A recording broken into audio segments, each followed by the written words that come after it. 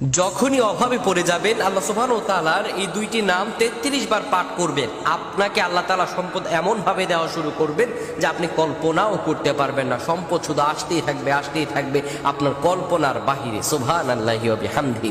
মহান রব বারবার আমাদেরকে ডেকে বলেছেন, বান্দা, আমার কিছু নাম ও গুণবাচক, আমার কিছু বৈশিষ্ট্য রয়েছে যার দ্বারা তোমরা ডাকবে। আপনি যদি এই দুইটি নাম 33 বার পাঠ করতে পারেন, এমনভাবে সম্পদ আপনার আসা শুরু হবে যে এগুলো গণনা করেও আপনি শেষ করতে পারবেন না। সুবহানাল্লাহ। গায়বী খাজানা থেকে আপনাকে রিজিক দিয়ে ভরপুর করে দিবেন। যারা দীর্ঘদিন ধরে ঋণগ্রস্ত আছেন, বিভিন্ন অভাবগ্রস্ত আছেন, খারাপ অবস্থায় আছেন, আপনার এই আমলটা করেন, আল্লাহ তাআলা আপনার সব দোয়া কবুল করে নেবেন। প্রিয় বন্ধুগণ আমার, রব্বুল আলামিন সূরাতুল আল আরাফে বলেন, ওয়ালিল্লাহিল আসমাউল হুসনা ফাদউহু বিহা ওয়াদারুল লাযীনা ইউলহিদু ফি আসমাইহি সাইয়ুজজাউনা মা কানু ইয়ামালুন। আল্লাহ রাব্বুল আলামিন বলেন, দুনিয়ার মানুষেরা শুনো, তোমার রব্বের এমন সুন্দর সুন্দর নাম রয়েছে, ফাদউহু বিহা, তোমরা সেই নাম ধরেই তোমার রবকে ডাকো।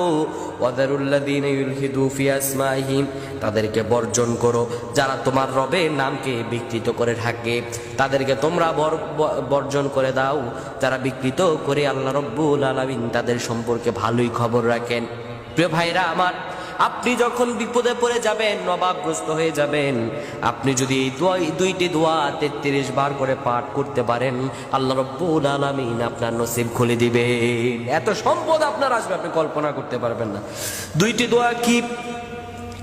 এক নাম্বার আপনি বলবেন, ইয়া রাউফ, ইয়া রাউফ, ইয়া রাউফ, 33 বার পাঠ করবেন।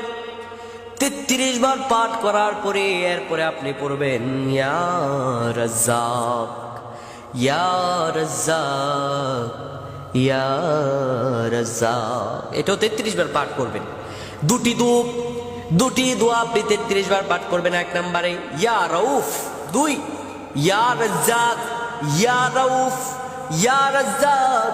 এই দুইটি দোয়া যদি 33 বার আপনি পাঠ করতে পারেন, আল্লাহর উপর ইস্তেকামাত করে, রব্বুল আলামিন আপনাকে এমন পরিমাণে সম্পদ দিবেন, আল্লাহ নিয়ামত পেয়ে মস্তকটা নত হয়ে যাবে।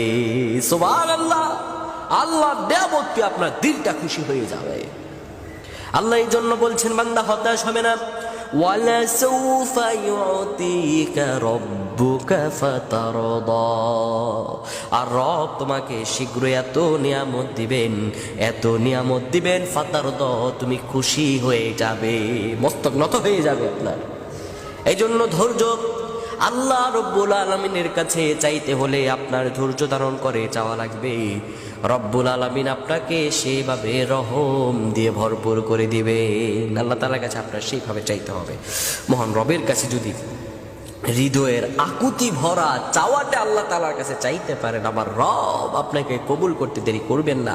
আপনার রিজিক খুলে যাবে, আপনার বরকতে আপনি ভরপুর হয়ে উঠবেন, আপনার অন্তরটা প্রসারিত হয়ে যাবে ইনশাআল্লাহ।